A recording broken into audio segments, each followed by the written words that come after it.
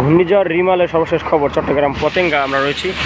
চট্টগ্রামের আকাশে বেশ মেঘলা এবং প্রচুর বাতাসও রয়েছে, আর সাথে গুড়ি গুড়ি বৃষ্টি হচ্ছে।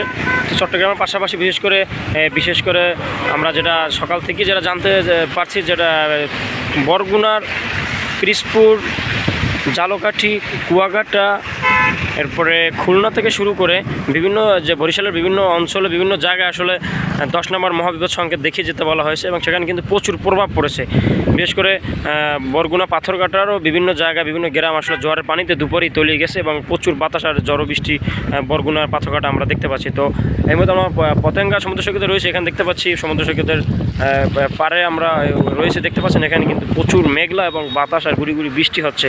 চট্টগ্রামেরও আবহাওয়া যে অবস্থা হয়ে আছে, এতে আসলে সন্ধ্যার নাগাদই হয়তোবা আরও বৃদ্ধি পেতে পারে। আস্তে আস্তে কিছুটা বাতাসের সংখ্যা বৃদ্ধি পাচ্ছে, এরপর হয়তোবা সন্ধ্যার পর আরও বৃদ্ধি পেতে পারে, বা সেটা পরিস্থিতি অনুযায়ী আমরা অবশ্যই আপনাদের জানিয়ে দেবো। এই ছিল চট্টগ্রামের সর্বশেষ ঘূর্ণিঝড় রিমাল এর পরিস্থিতি।